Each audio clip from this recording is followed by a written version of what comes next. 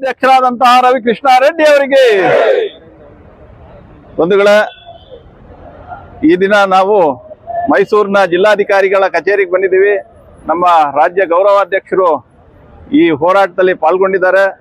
ಹಾಗೆ ಮಹಿಳಾ ಮಣಿಗಳು ಈ ಹೋರಾಟವನ್ನು ರೂಪಿಸಬೇಕು ಅನ್ನುವಂಥ ನಿಟ್ಟಿನಲ್ಲಿ ಏನೆಲ್ಲ ಶಕ್ತಿ ತುಂಬಬೇಕು ಈ ಹೋರಾಟಕ್ಕೆ ಅನ್ನುವಂಥ ನಿಟ್ಟಿನಲ್ಲಿ ನಿಂತಿರುವಂತಹ ನಮ್ಮ ಪೂರ್ಣಿಮಾ ಮೇಡಮು ಮತ್ತು ಶೋಭಾ ಅವ್ರನ್ನೆಲ್ಲ ಒಗ್ಗಟ್ಕೊಂಡು ಏನು ಮೈಸೂರು ಸುಂದರವಾದ ನಾಡು, ಇಲ್ಲೆಲ್ಲ ಸ್ವಚ್ಛಂದವಾಗಿದೆ, ಹಾಗೆ ಹೀಗೆ ಅಂತೆಲ್ಲ ರಾಜ್ಯದಲ್ಲಿ ಜನ ಮಾತಾಡ್ಕೊಳ್ತಾರೆ.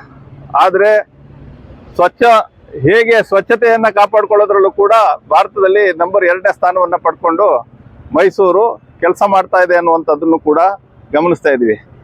ಯಾವ ರೀತಿ ಸ್ವಚ್ಛ ಆಗ್ತಾ ಇದೆ ಅಂದರೆ, ಮೈಸೂರಿನಲ್ಲಿ ರಾಜ್ಯದಲ್ಲಿ ಇರುವಂತಹ ಜನಗಳ ಬಳಿ ಇರುವಂತಹ ಚಿನ್ನ ಏನಿದೆ ಅದು ಕೂಡ ಸ್ವಚ್ಛ ಮಾಡುವಂತಹ ಕೆಲಸವನ್ನ ಮೈಸೂರಿನಲ್ಲಿ ಮಾಡ್ತಾ ಇದ್ದಾರೆ. ಮೈಸೂರಿಗರು ಆ ರೀತಿಯ ವಂಚನೆ ಮಾಡಿ ಜನಗಳಿಗೆ ಚಿನ್ನದ ಬೆಲೆಯನ್ನ ಜಾಸ್ತಿ ದುಪ್ಪಟ್ಟು ಕೊಡ್ತೀನಿ, 3 ಪಟ್ಟು ಕೊಡ್ತೀನಿ, ಬನ್ನಿ ನಮ್ಮಲ್ಲಿಗೆ ಅಂತ ಮಾಧ್ಯಮಗಳನ್ನೇ ಬಳಸ್ಕೊಂಡು ಮಾಧ್ಯಮಗಳಿಗೆ ಕಣ್ಣಿಗೆ ಮಣ್ಣೆರ್ಚಿ ಆ ಮಾಧ್ಯಮಗಳ ಮೂಲಕ ಜನಗಳನ್ನ, ರಾಜ್ಯದಾದ್ಯಂತ ಇರುವಂತಹ ಜನಗಳನ್ನ ಮೈಸೂರಿಗೆ ಕರೆಸಿ ಅವರನ್ನು ಕೂಡ ಸ್ವಚ್ಛ ಮಾಡುವಂತ, ಸ್ವಚ್ಛ ನಗರಿಯಲ್ಲಿ ಅವರನ್ನು ಕೂಡ ಚಿನ್ನದ ಸ್ವಚ್ಛವನ್ನ ಮಾಡ್ತಾ ಇರುವಂತ ಕೆಲಸವನ್ನ ಮಾಡ್ತಾ ಇದ್ದಾರೆ. ಇದು ನಮ್ಮ ಜಿಲ್ಲಾಡಳಿತಕ್ಕೆ ಗೊತ್ತಿಲ್ವಾ? ಗೊತ್ತಿದೆ. ಜಿಲ್ಲಾ ಪೊಲೀಸ್ ಇಲಾಖೆಗೆ ಗೊತ್ತಿಲ್ವಾ? ಗೊತ್ತಿದೆ. ಎಲ್ಲರಿಗೂ ಗೊತ್ತಿದೆ. ಗೊತ್ತಿದ್ದು ಕೂಡ ನಡೀತಾ ಇದೆ ಅಂದ್ರೆ ಆತ ಪ್ರಬಲವಾಗಿದ್ದಾನೆ. ಏನು ಎಷ್ಟು ಪ್ರಬಲ ಆಗಿದೆ ಅಂತ ಅಂದ್ರೆ, ಎಲ್ಲರನ್ನು ಹಣ ಕೊಟ್ಟು ಕೊಂಡುಕೊಳ್ಳುವಂತಹ ನಿಟ್ಟಿನಲ್ಲಿ ಆತ ಬೆಳೆದು ನಿಂತಿದ್ದಾನೆ ಮೈಸೂರಿನಲ್ಲಿ. ಅಂದ್ರೆ ಒಬ್ಬ ಹೊರ ರಾಜ್ಯದಿಂದ ಬಂದಂತಹ ವ್ಯಕ್ತಿ ಮೈಸೂರು ಆ ರೀತಿ ತೊಳಸ್ಕೊಳ್ಳೋದಕ್ಕೆ ತಯಾರಾಗಿದೆ. ಸ್ವಚ್ಛತೆ ಅನ್ನುವಂತಹ ವಿಚಾರ ಒಂದು ಕಡೆ, ಇನ್ನೊಂದು ಕಡೆ ಚಿನ್ನವನ್ನೇ, ಇಡೀ ಜನಗಳ ಬದುಕನ್ನೇ ಸ್ವಚ್ಛ ಮಾಡೋದಕ್ಕೆ ಹೊರಟಿರುವಂತಹ ಗೋಲ್ಡ್ ಕಂಪನಿಗಳು ಮೈಸೂರಿನಲ್ಲಿ ಉದಯವಾಗಿವೆ. ರಾಜ್ಯದ ಜನ ಏನೋ ಮೈಸೂರಿಗೆ ಹೋದ್ರೆ ನಮ್ಗೆಲ್ಲ ಅನ್ಯಾಯ ನಿಂತೋಗ್ಬಿಡುತ್ತೆ, ಮಹಾರಾಜರ ಕಾಲದಿಂದ 300-400 ವರ್ಷಗಳ ಇತಿಹಾಸ ಉಳ್ಳಂತಹ ಮೈಸೂರು ನಗರದಲ್ಲಿ ನಮ್ಗೆ ಯಾವುದೂ ಕೂಡ ತೊಂದರೆ ಆಗೋದಿಲ್ಲ, ಚಾಮುಂಡಮ್ಮನೂ ಇದ್ದಾಳೆ ಅನ್ನುವಂಥ ಕಾರಣಕ್ಕೆ ಹೌದೌದು ಮೈಸೂರಿಗೆ ಬಂದ್ರೆ ನಮಗೆ ಕಡಿಮೆ ದುಡ್ಡಲ್ಲಿ ಹೆಚ್ಚಿನ ಹಣ ಕೊಡ್ತಾರೆ, ನಮ್ಮ ಬದುಕು ಸುಂದರವಾಗ್ಬಿಡುತ್ತೆ ಅಂತ ಕಲ್ಪಿಸ್ಕೊಂಡು ಇಲ್ಲಿಗೆ ಬರ್ತಾರೆ. ಆದ್ರೆ ಇಲ್ಲಿ ಸುಂದರ ಆಗ್ತಾ ಇದೆಯಾ? ನಿಜವಾಗ್ಲೂ ಸುಂದರ ಆಗ್ತಾ ಇರೋದು ಯಾರಿಗೆ? ಸುಂದರ ರಾಜ್ಯ ಅನ್ನೋನ್ ಮಾತ್ರ ಸುಂದರ ಆಗ್ತಾ ಇದ್ದಾನೆ ವಿನಃ ಬೇರೆ ಯಾರು ಸುಂದರ ಆಗ್ತಾ ಇಲ್ಲ. ಚಿನ್ನವನ್ನ ಬಳಸ್ಕೊಂಡು ಸುಂದರ ರಾಜು ಚಿನ್ನ ತಂಬಿ, ಅವನ ಹೆಸರು ಈಗ ಚಿನ್ನ ತಂಬಿ ಎನ್ನುವಂಥದ್ದು ಹೆಸರು. ಚಿನ್ನ ವ್ಯಾಪಾರವನ್ನ ಮಾಡ್ತಾ ಚಿನ್ನ ತಂಬಿ ಆಗಿದ್ದಾನೆ. ಆ ಚಿನ್ನ ತಂಬಿ ಇವತ್ತು ರಾಕ್ಷಸ ಮಟ್ಟಕ್ಕೆ ಬೆಳೆದು ನಿಂತಿದ್ದಾನೆ. ಅಂದ್ರೆ ಇಲ್ಲಿಯ ಆಡಳಿತ ವ್ಯವಸ್ಥೆ ಹೇಗೆ ಕುಸಿತವಾಗಿದೆ ಅನ್ನೋದನ್ನ ನಮ್ಮ ವಕೀಲರಾಗಿರುವಂತಹ ನಮ್ಮ ಪಕ್ಷದ ಸಂಘಟನಾ ಕಾರ್ಯದರ್ಶಿಗಳು ಇದುವರೆಗೆ ಬಿಡಿಯಾಗಿ ಹೇಳ್ತಾ ಹೋಯ್ದ್ರು. ಆತ ನಮಗೆ ಈ ವಿಚಾರ ಗೊತ್ತಾಗಿದ್ದೆ 5 ವರ್ಷಗಳ ಹಿಂದೆ, ಇಲ್ಲಿ ಅನ್ಯಾಯ ಅಕ್ರಮಗಳು ನಡೀತಾ ಇದೆ ಅಂತ. 5 ವರ್ಷಗಳಿಂದ ಸತತವಾಗಿ ಧ್ವನಿ ಎತ್ತಿದ್ರು ಕೂಡ ಯಾರೂ ಕೂಡ ನಮ್ಮ ಜೊತೆ ನಿಲ್ಲುವಂತದ್ದು ಆಗ್ತಿರ್ಲಿಲ್ಲ. ಯಾವಾಗ KRS ಪಕ್ಷದ ಕದ ತಡ್ತಾರೆ ಅವ್ರಿಗೆ ಅವತ್ತೊಂದು ದಿನ ನ್ಯಾಯ ಸಿಕ್ಬಿಡುತ್ತೆ ಅಂದ್ರೆ ಚಿನ್ನ ಕೊಟ್ಟಿರುವಂತ ಚಿನ್ನ ಸಿಗೋದಿಲ್ಲ, ಚಿನ್ನದ ಬದಲಾಗಿ ಹಣ ಸಿಕ್ಬಿಟ್ಟಿರುತ್ತೆ. ಅವ್ರನ್ನ ಹೋಗಿ ಅವ್ರಿಗೇನ್ ಬೇಕು ಆ ರೀತಿಯ ನ್ಯಾಯವನ್ನ ಕೊಡಿಸ್ತಾ ಇದ್ರು. ಮಧ್ಯದಲ್ಲಿ 3-4 ಜನ ಏಜೆಂಟ್ಗಳು ಬಂದು ಅವನಿಗೆ ನ್ಯಾಯ ಕೊಡಿಸುವಂತ ಕೆಲಸವನ್ನ ಮಾಡ್ತಾ ಇದ್ರು. ಆದ್ರೆ ಇದು ಇಷ್ಟೊಂದು ಮಟ್ಟಿಗೆ 350-400 ಬಹಳಷ್ಟು ಜನ ಹೆಸರನ್ನ ಹೇಳ್ಕೊಳಕ್ಕಾಗದೆ ಇರುವಂತವ್ರು ನನಗೆ ಕರೆ ಮಾಡಿದ್ರು ಕೂಡ ಅವರು ಬಂದು ನಿಲ್ಲುವಂತ ಮಟ್ಟದಲ್ಲಿ ಇಲ್ಲದೆ ಇರುವಂತವ್ರು ರಾಜ್ಯದಲ್ಲಿ ಇವತ್ತು ಇದ್ದಾರೆ. ಕಾರಣ ಏನಂದ್ರೆ, ನಾವು ಈ ತರ ಮೋಸ ಹೋಗಿದೀವಲ್ಲ, ನಾವು ಮೋಸ ಹೋಗಿರೋದೇ ಅವ್ರಿಗೆ ನಿಜವಾಗ್ಲೂ ನಾಚಿಕೆಗೇಡಿನ ವಿಚಾರ ಆಗಿದೆ. ಮೋಸ ಹೋಗ್ಬಿಟ್ಟಿದೀವಿ ನಾವು ಹೇಗಪ್ಪ ಹಿಂಗೆ ಸಮಾಜದ ಮುಂದ್ಗಡೆ ನಿಂತ್ಕೊಳ್ಳೋದು ಅನ್ನುವಂತ ಪರಿಸ್ಥಿತಿಗೆ ಅವ್ರು ಬಂದ್ಬಿಟ್ಟಿದ್ದಾರೆ. ಒಳ್ಳೊಳ್ಳೆ ಮನೆತನಗಳಲ್ಲಿ ಬೆಳೆದಿರ್ತಾರೆ. ಅವರೆಲ್ಲ ಅನ್ಯಾಯವನ್ನ ಸಹಿಸ್ಕೊಳಕ್ಕಾಗ್ದೇನೆ ನಾವು ಮೋಸ ವಂಚನೆಗೆ ಒಳಪಟ್ಟಿದೀವಲ್ಲ, ಇವ್ರ ಹತ್ರ ವಂಚನೆ ಬಿಟ್ಟಿದೀವಿ, ಬ್ಯಾಂಕ್ ಅಲ್ಲಿ ಇಟ್ಟಿದ್ದಂತ ಚಿನ್ನವನ್ನ ತಗೊಂಡೋಗಿ ಇವನು ಕೊಟ್ಬಿಟ್ಟು ಕರಗಿಸ್ಬಿಟ್ಟಿದಾನಲ್ಲ ಅನ್ನುವಂತ ಕಾರಣಕ್ಕೆ ಅವರು ನಾಚಿಕೆಯಿಂದ ಮನೆಯಿಂದ ಹೊರಗಡೆ ಬರದೇ ಇರುವಂತ ಜನಗಳು ಬಹಳಷ್ಟು ಜನ ಇದ್ದಾರೆ. ಆದ್ರೆ ಶೋಭಾ ಮೇಡಮ್ ಇರ್ಬೋದು, ಪೂರ್ಣಿಮಾ ಇರ್ಬೋದು, ರವೀಂದ್ರ ಈಗ ನೀವು ಮಾತಾಡ್ತೀರಾ, ನಾವು ಮಾತಾಡ್ಬೇಕಾ? ಬನ್ನಿ ಈ ಕಡೆ ಬನ್ನಿ. ಅವರು ಅಂತ ಹೋರಾಟವನ್ನ ಮಾಡಿದಂತವರು ಇಲ್ಲಿ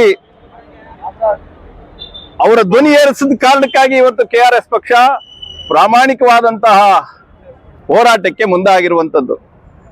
ಬಹಳಷ್ಟು ಬಾರಿ ಇವರು ಮೈಸೂರಿಗೆ ಬಂದು ಹೋರಾಟವನ್ನ ಕಟ್ಟಿದಾಗ್ಲೂ ಕೂಡ ಇಲ್ಲಿಯ ರಾಜಕಾರಣಿಗಳು ಅವ್ರ ಜೊತೆ ನಿಲ್ಲುವಂತಹ ಕೆಲಸವನ್ನ ಮಾಡೋದಕ್ಕೆ ಹೋದಂತವರು ಕೂಡ ತಾವು ಡೀಲಿಂಗ್ ಮಾಡುವಂತ ಕೆಲಸವನ್ನ ಮಾಡಿದ್ದಾರೆ.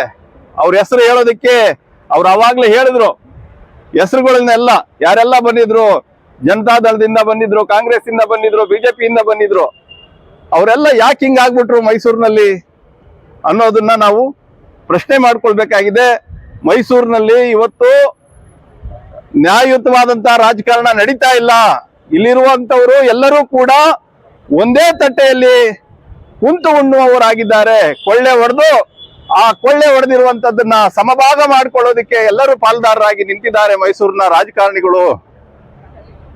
ಈಗಾಗ್ಲೇ ಹಿಂದೆ ಜಿಲ್ಲಾಧಿಕಾರಿ ವಿಚಾರದಲ್ಲಿ ಎಲ್ಲರಿಗೂ ಗೊತ್ತಿದೆ, ಜಿಲ್ಲೆಗೆಲ್ಲ ಗೊತ್ತಿದೆ, ಯಾರೆಲ್ಲ ಒಂದಾಗಿ ಒಗ್ಗಟ್ಟಾಗಿ ಕೆಲಸ ಮಾಡಿದ್ರು, ಜಿಲ್ಲಾಧಿಕಾರಿಯನ್ನ ಇಲ್ಲಿಂದ ಓಡಿಸೋದಿಕ್ಕೆ ಪ್ಲಾನ್ ಮಾಡಿದ್ರು ಅಂತ ಗೊತ್ತಿದೆ. ಮಹಿಳೆಯರನ್ನ ಇಲ್ಲಿ ಯಾರು ಪ್ರಾಮಾಣಿಕವಾಗಿ ಕೆಲಸ ಮಾಡ್ತೀವಿ ಅಂತ ಬಂದವ್ರನ್ನ ಒಗ್ಗಟ್ಟಾಗಿ ಓಡಿಸುವಂತಹ ಕೆಲಸವನ್ನ ಮಾಡಿದ್ದಾರೆ. ಅಂತ ರಾಜಕಾರಣಿಗಳು ನಮ್ಮ ಮೈಸೂರಿಗೆ ಬೇಕಾ? ಇದನ್ನು ಕೂಡ ನಾವು ನಮ್ಮ ಜನ ಎಚ್ಚೆತ್ಕೋಬೇಕು, ಅವ್ರಿಗವರೇ ಪ್ರಶ್ನೆ ಮಾಡ್ಕೋಬೇಕು. ಇಂಥ ನೀಚ ಮನಸ್ಥಿತಿ ಉಳ್ಳಂತಹ ರಾಜಕಾರಣಿಗಳನ್ನ ನಾವು ಇಟ್ಕೊಂಡು ನಾವು ಮೈಸೂರಿನಲ್ಲಿ ನಮ್ಮ ಬಸ್ಗೂ ಹಸನ ಆಗುತ್ತಾ? ಇಂಥ ವಿಚಾರವೆಲ್ಲ ಕೇಳ್ತಾ ಹೋಗ್ಬೇಕು. ದಯವಿಟ್ಟು ರಾಜ್ಯದ ಜನತೆಗೆ ನಾವು ಕೇಳ್ಕೊಳ್ಳೋದಿಷ್ಟೇ, JCB ಪಕ್ಷಗಳು ಏನು ರಾಜ್ಯದಲ್ಲಿ ಇವತ್ತು ಅನ್ಯಾಯ ಮಾಡ್ತಾ ಇದ್ದೇವೆ, ಅಕ್ರಮ ಮಾಡ್ತಾ ಇದ್ದೇವೆ, ಅದೆಲ್ಲ ಕಾರಣ ನಾವು ಹಾಕುವಂತಹ ಮತಗಳ ಕಾರಣದಿಂದಾಗಿ. ಚುನಾವಣೆ ಸಂದರ್ಭದಲ್ಲಿ ಅವ್ರು ಮಾಡುವಂತಹ ಅನಾಚಾರಗಳಿಗೆ ನಾವು ಹೋಗೊಟ್ಟು ಹೌದು ಹೌದು ಅಂದು ನಾವು ಹಾಕುವಂತಹ ಮತ ಇವತ್ತಿನ ಪರಿಸ್ಥಿತಿಗೆ ನಮ್ಮ ಬಿಡವನ್ನೇ ಕತ್ತರಿಸುವಂತಹ ಕೆಲಸವನ್ನ ಮಾಡ್ತಾ ಇದೆ. ದಯಮಾಡಿ ರಾಜ್ಯದ ಜನತೆಗಳಲ್ಲಿ ಕೇಳೋದಿಷ್ಟೇ, ನ್ಯಾಯವಾದ ರಾಜಕಾರಣವನ್ನ ಮಾಡೋದಕ್ಕೆ ಕರ್ನಾಟಕ ರಾಷ್ಟ್ರ ಸಮಿತಿ ಪಕ್ಷ ಈಗ ನೆಲೆ ನಿಂತು ಕೆಲಸ ಮಾಡ್ತಾ ಇದೆ. ನೀವು KRS ಪಕ್ಷದ ಜೊತೆ ನಿಲ್ಲುವಂತ ಕೆಲಸ ಮಾಡಿದ್ರೆ ಸಾಕು. ನಿಮ್ಗೆಲ್ಲ ಏನೆಲ್ಲ ಅನ್ಯಾಯ, ಈ ಹೋರಾಟಗಳು ಯಾಕೆ ಬೇಕು? ಹೋರಾಟಗಳೇ ಇಲ್ಲದಂತಹ ಒಂದು ಸಮಾಜ ನಿಮ್ಗೆ ನಿರ್ಮಾಣ ಆಗುತ್ತೆ ಅಂದ್ರೆ ಅದು KRS ಪಕ್ಷ ಮಾತ್ರ ಕೊಡೋದಕ್ಕೆ ಸಾಧ್ಯ.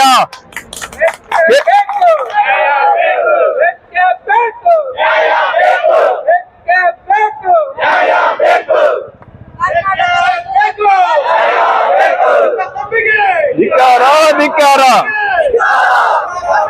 ಧಿಕ್ಕಾರ.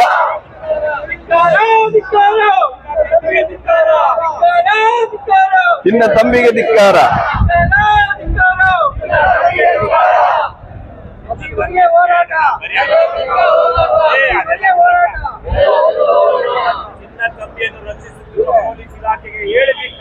ಧಿಕ್ಕಾರ ಧಿಕ್ಕಾರ. ಜೊತೆಗಿರುವಂತಹ ಭ್ರಷ್ಟ ರಾಜಕಾರಣಿಗಳಿಗೆ ಹೇಳಿ ಧಿಕ್ಕಾರ ಧಿಕ್ಕಾರ ಧಿಕ್ಕಾರ. ಚಿನ್ನ ತಂಬಿಯ ವಿರುದ್ಧ ಹೋರಾಡುತ್ತಿರುವ ಕರ್ನಾಟಕ ರಾಷ್ಟ್ರ ಸಮಿತಿ ಪಕ್ಷಕ್ಕೆ ಭ್ರಷ್ಟರೇ, ಪವಿತ್ರ ರಾಜಕಾರಣ ಬಿಟ್ಟು ತೊಲಗಿ, ಪ್ರೇಮಿಗಳೇ, ರಾಜಕಾರಣಕ್ಕೆ ಮುಂದಾಗಿ. ರವಿ ಕೃಷ್ಣ ಸರ್ ಅವರಿಗೆ, KRS ಪಕ್ಷಕ್ಕೆ, KRS ಪಕ್ಷಕ್ಕೆ.